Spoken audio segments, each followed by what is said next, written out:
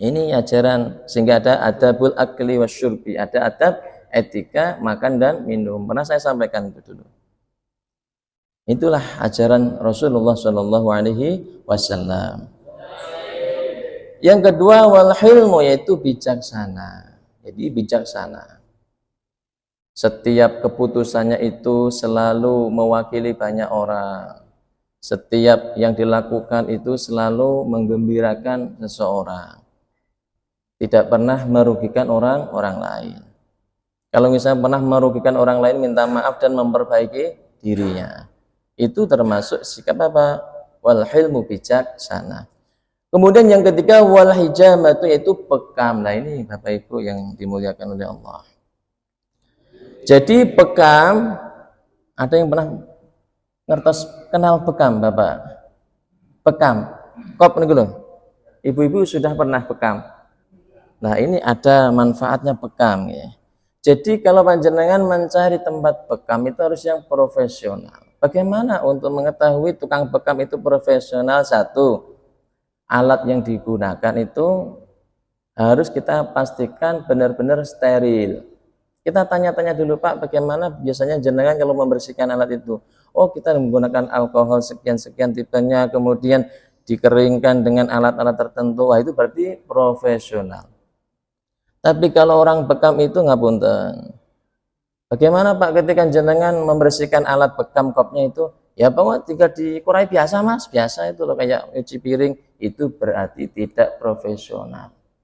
Ya nanti kalau ada bakteri bekas orang yang terkena penyakit tertentu karena nggak steril sehingga nular, tambah nggak jadi sehat, tambah sakit. Ini yang harus diperhatikan. Yang kedua mengenai tentang waktu, ini perlu karena Rasulullah juga menganjurkan kepada umatnya itu untuk berbekam.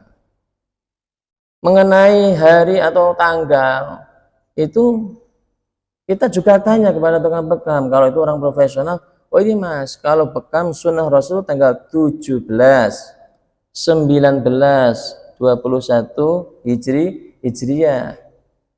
Bukan Masehi, tapi Hijriyah. Karena di tanggal-tanggal itu bagus-bagusnya kita melakukan bekam atau kop, itu pengambilan toksin yang berada di dalam tubuh. Toksin itu apa? Racun atau sampahnya dari darah. Terus waktunya kapan? Apakah malam, pagi, siang, atau sore? Kalau orang itu profesional pasti akan ditinjau. Oh siang, ba'da zuhur paling bagus itu. Karena puncak-puncaknya darah itu berada di posisi atas. Itu nanti jam-jam ba'da zuhur sampai jam 4 kira-kira itu. Itu waktu yang paling bagus. Nah caranya bagaimana? Kalau jenengan sudah mengetahui orang ini profesional, bagus, jenengan booking jauh-jauh hari. Pak saya nanti tanggal ini minta ya dibekam jam sekian. Oh ya siap. Kalau jenengan dadak ya biasanya agak sulit untuk memastikan tanggal dan waktu yang pas seperti mana Rasulullah contohkan. Nah ini kita akan berbicara manfaat karena tahun 2014 dan 2015 saya pernah mengikuti pelatihan awalu akhiru, mulai dari awal sampai akhir bekam, sampai pernah bekam juga saya itu. Cuman hanya saja kurang telaten gitu saja, kurang telaten, sehingga hal yang demikian itu tidak saya kembangkan, belum saya kembangkan itu. Insya Allah nanti anak-anak pondok nanti saya akan ajari itu cara bekam. Gampang sebenarnya di situ. Yang penting satu tadi, kita benar-benar bisa mensterilkan wadah-wadah tadi atau kop-kop tadi. Nah, yang harus kita ketahui adalah kalau pas berbekam, ini yang paling bagus adalah umumuhis. Jadi di puncak kepala. Jadi di kepala di sini, ini biasanya dicukur dulu, kemudian dibekam itu. Karena di dalam proses bekam yang berada di puncak kepala ini banyak sekali manfaat, yaitu diantaranya saya catat tadi itu. Ada 178 penyakit yang tersedot. 178 itu penyakit tersedot itu. Di antaranya adalah hipertensi, kemudian seperti halnya migrain, penyakit-penyakit berhubungan dengan kepala itu kalau panjenengan Istiqomah artinya itu menjalankan sunnah Nabi, insya Allah akan sehat, nggak sakit-sakitan kepala itu. Termasuk terbebas dari sihir juga itu. Nah, jadi panjenengan jangan bekamnya kalau pas baru terkena sakit kepala baru bekam, itu salah itu. Karena Rasulullah mengajarkan itu antisipasi, pencegahan, bukan sudah kadung sakit baru bekam. Ini jari sunnah Rasul dibekam ngilangi penyakit, sampai sudah terkena penyakit itu masalahnya. Nah, Rasulullah mengajarkan pencegahan. Dengan pencegahan itu insya Allah akan terbebas dari penyakit-penyakit yang jumlahnya kurang lebih 178 macam penyakit. Nah, kalau panjenengan ada rizki, ada kesempatan, monggo dianjurkan untuk apa? Berbekam. Nah, syukur-syukur nanti Masjid Al Jihad punya klinik bekam, wah bagus itu. Nanti bagaimana Pak Jikadir untuk mengembangkan ini? Kita datangkan nggak apa-apa nanti ya, nanti Pak Dodi bisa nanti siap nanti ya. Jadi ketika ada orang mau berbekam, oh sana loh Masjid Al Jihad itu ada orang yang bisa bekam. Pak Yasir juga bisa nanti diajari mulai dari awal sampai akhir, bisa gampang. Yang penting apa? Tidak takut melihat darah itu aja. Gampang itu sebenarnya. Karena ada 10 titik saja. Sebab kalau saya membaca tentang keutamaan siwak saja itu banyak sekali. 3 jam nggak selesai, banyak sekali. Apalagi saya bawa syarahnya, lama lagi itu nanti. Nah, ini berhubungan dengan bekam tadi itu, yang pertama di sini, di puncak kepala. Yang kedua, al-akhda'ain, yaitu tentang bagaimana letaknya itu di 2 urat leher di sini. Leher kanan dan kiri. Ini panjenengan kalau mau bekam, minta untuk dibekam di situ. Di atas kepala, kemudian kanan kiri leher. Itu manfaatnya banyak sekali, yaitu bisa menjadikan apa? Terbebas dari sakit gigi, sakit telinga, hidung, tenggorokan, stroke dan lain sebagainya. Loh, Bapak kok berbicara kayak dokter saja? Ya ini Rasulullah yang ajarkan ini. Rasulullah yang mengajarkan kepada kita semua. Sehingga kita ini dimotivasi agar apa? Pencegahan.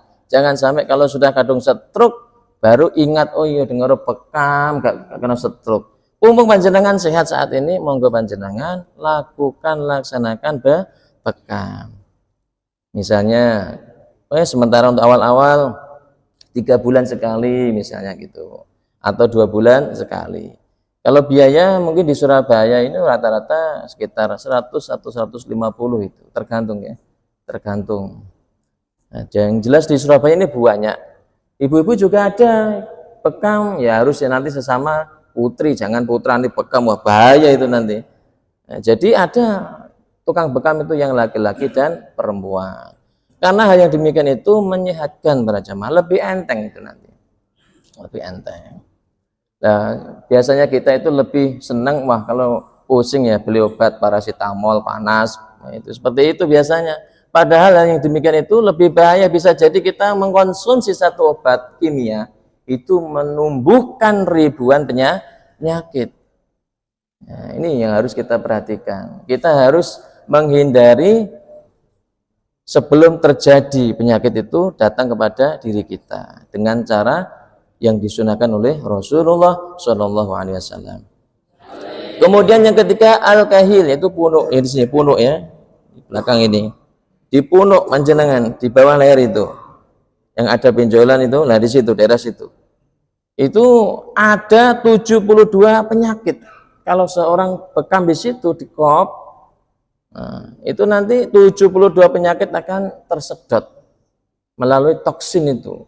Ciri-ciri toksin itu ketika dia kering kayak jelly gitu, tidak cair kayak apa? Jelly gitu. Nah itu, jadi di situ disedot, nanti keluar kayak darah. Nah ini 72 penyakit.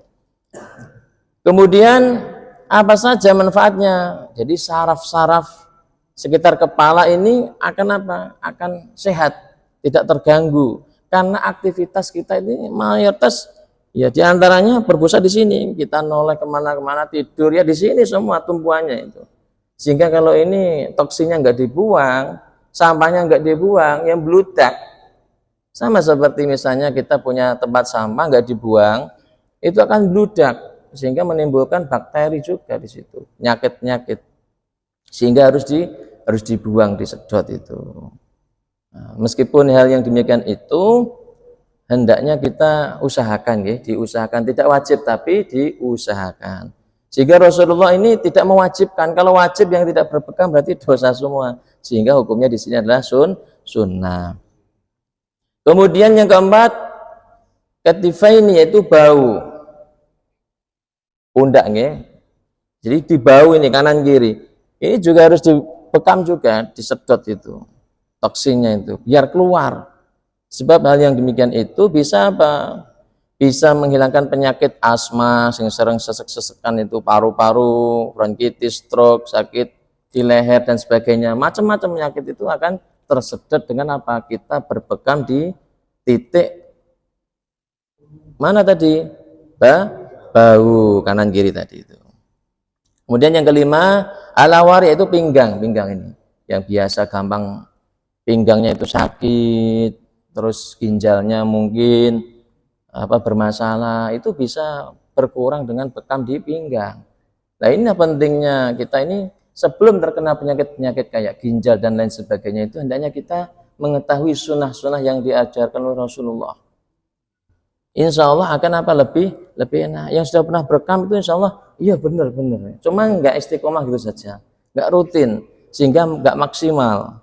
Kalau kita istiqomah, insya Allah akan lebih baik. Mudah-mudahan kita bisa mengamalkan sunnah Nabi Muhammad SAW. Amin Allahumma amin. Ini jarang ini yang ngaji dikombinasikan dengan kesehatan, ini jarang. Karena apa? Ya kita harus punya ilmunya di situ sebelumnya. Bahkan ya mungkin kadang takut nanti dikatakan kayak dokter gitu. Nah, kapan kalau kita menyampaikan kebenaran kok dengan takut, bagaimana? Ya nggak akan bisa. Maka kita harus menyampaikan semaksimal mungkin sebagaimana yang disampaikan oleh Rasulullah melalui hadis-hadis beliau. Yang keenam, ala nuhis, yaitu titik atas betis. Cara panjenengan mengatakan itu napa niki? Betis, kentol, cara kentol. Nah, itu di bawah lutut sedikit itu loh. Nah, itu jenengan dipekam di situ kanan kiri, itu bisa menjadikan apa? Asam urat itu bisa hilang itu. Terbebas dari penyakit asam urat, pegel-pegel dan stroke. Ini ternyata penyebabnya adalah terganggunya sirkulasi peredaran darah, stroke itu. Yang mudah-mudahan dengan kita mengkaji bab tentang siwak dan sebagainya, kita dijauhkan oleh Allah dari penyakit-penyakit yang berat. Amin Allahumma amin. Penyakit berat dan ringan. Amin Allahumma amin. Nah, ini yang bisa saya sampaikan. Kemudian setelah ini panjenengan semuanya lakukan beberapa tahapan-tahapan tadi, insya Allah jenengan akan merasakan enteng di dalam tubuh itu. Karena apa? Sudah mengikuti sunnah Nabi, itu enteng itu. Sudah sering saya lakukan itu, bekam adalah sangat nyaman, enak setelahnya itu.